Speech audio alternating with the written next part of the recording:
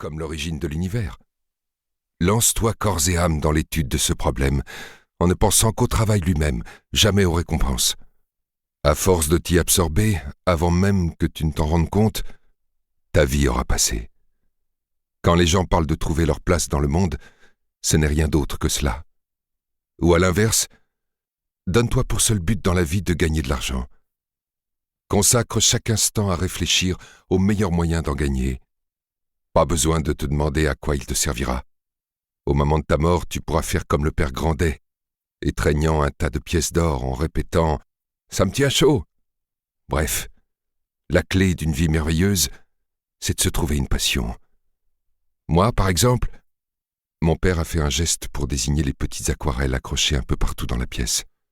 Elles étaient de facture très classique, peintes avec minutie, dans les plus strictes règles de l'art, mais aucun souffle ne les habitait. À la lueur des éclairs, elles ressemblaient à une foule de petits écrans clignotants. Je me suis pris de passion pour la peinture, même si je savais bien que je ne serais jamais Van Gogh. Oui, le cynique et l'idéaliste croient chacun que l'autre est malheureux, mais en fait, ils ont tous les deux beaucoup de chance, a commenté ma mère d'un air pensif. Mes parents, d'habitude si affairés tout au long de la journée, s'étaient soudain transformés en philosophes. On aurait dit que c'était eux qui fêtaient leur anniversaire. « Maman, ne bouge pas !» ai-je dit à ma mère. De sa chevelure aile de corbeau, j'ai détaché un cheveu blanc. Il n'était en fait qu'à moitié blanc, l'autre moitié était encore noire. Mon père a levé le cheveu devant la lampe pour l'examiner. À la lueur des éclairs, il brillait comme le filament d'une ampoule.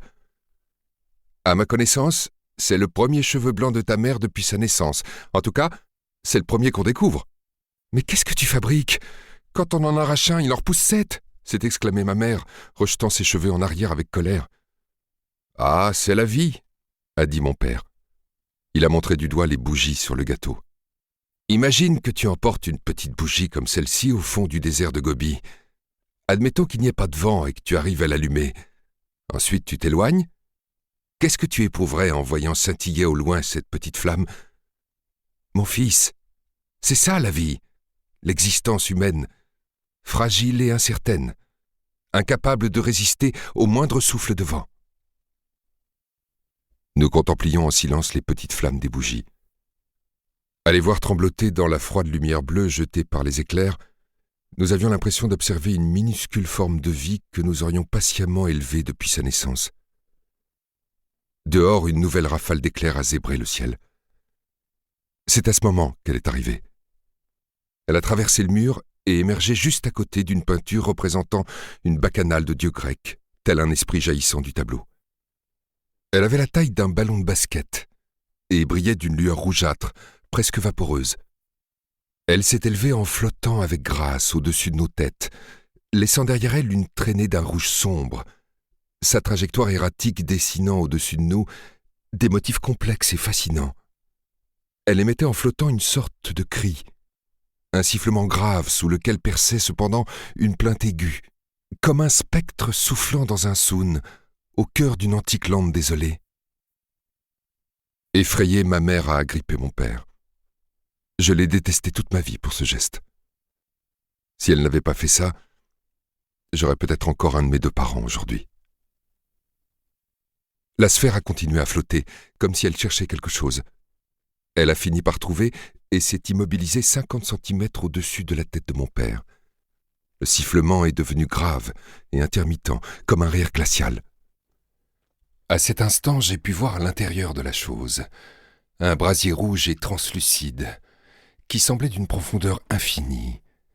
Du cœur insondable de ce gouffre brumeux, une myriade de petites étoiles bleues se déversaient continuellement, comme le ciel étoilé vu par un esprit désincarné, fonçant à travers l'espace à la vitesse de la lumière.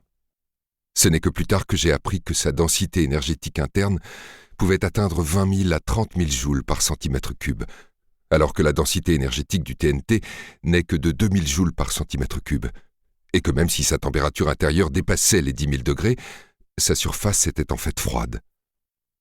Mon père a levé la main, non pas pour essayer de toucher la chose, mais pour se protéger la tête. Lorsque sa main s'est dressée dans les airs, elle a semblé exercer une sorte d'attraction sur la chose, comme une goutte de rosée se formant à la pointe d'une feuille. Il y a eu une flamme blanche aveuglante, un bruit assourdissant, et le monde a explosé à côté de moi. Lorsque l'aveuglement causé par le flash lumineux s'est dissipé, j'ai pu voir la scène qui allait me hanter tout le reste de ma vie. C'était comme si l'on avait pris une image en couleur et qu'on l'avait convertie en noir et blanc avec un logiciel de retouche photo.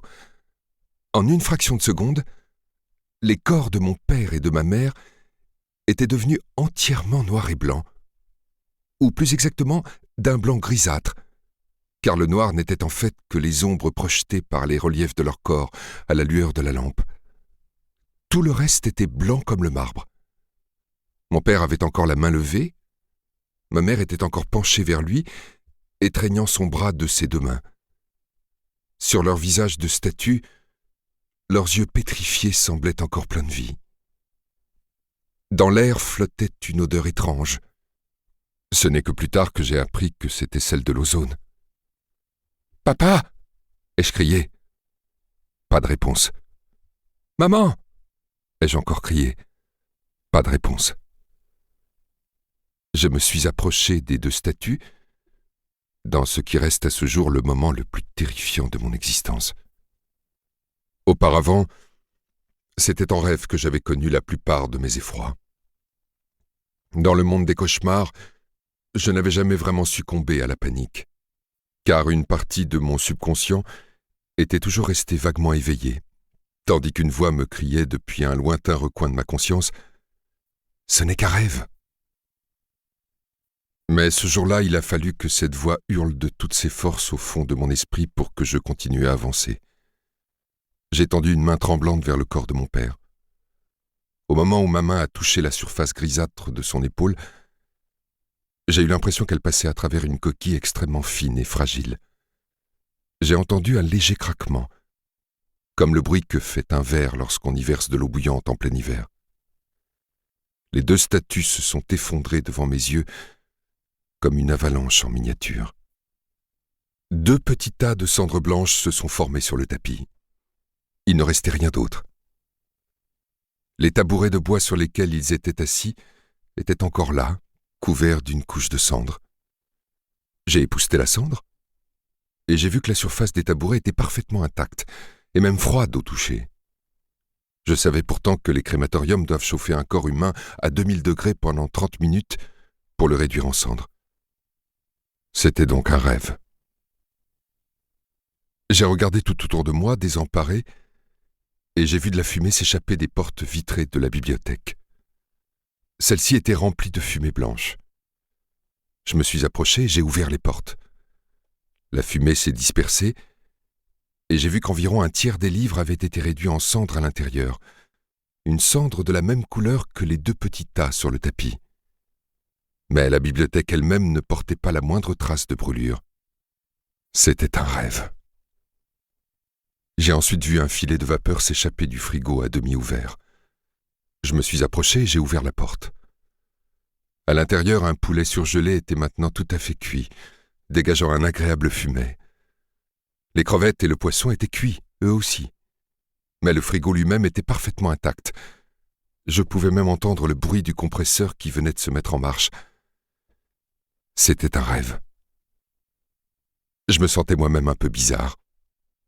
J'ai ouvert ma veste et une pluie de cendres s'en est échappée. Le débardeur que je portais sous ma veste avait été réduit en cendres, mais la veste elle-même était encore en parfait état, et je n'avais absolument rien senti. J'ai fouillé les poches de ma veste, et je me suis brûlé la main. J'ai extrait de ma poche ma console de jeu portable. Ce n'était plus qu'un amas de plastique calciné. C'était vraiment un rêve décidément bien étrange. Dans un état second, je suis retourné m'asseoir à ma place. Je ne voyais plus les deux petits tas de cendres sur le tapis de l'autre côté de la table, mais je savais qu'ils étaient là. Dehors, le tonnerre commençait à faiblir. Les éclairs se faisaient moins nombreux. Puis la pluie s'est arrêtée, et plus tard encore, la lune est apparue entre les nuages, nimbant la pièce d'un halo argenté. J'étais toujours assis, sidéré. Le monde n'existait plus pour moi. Je flottais dans un vide informe et illimité. Pour continuer à écouter ce livre audio gratuitement, cliquez sur le lien dans la description et vous pourrez l'écouter en entier sans frais grâce à l'essai de 30 jours d'Audible.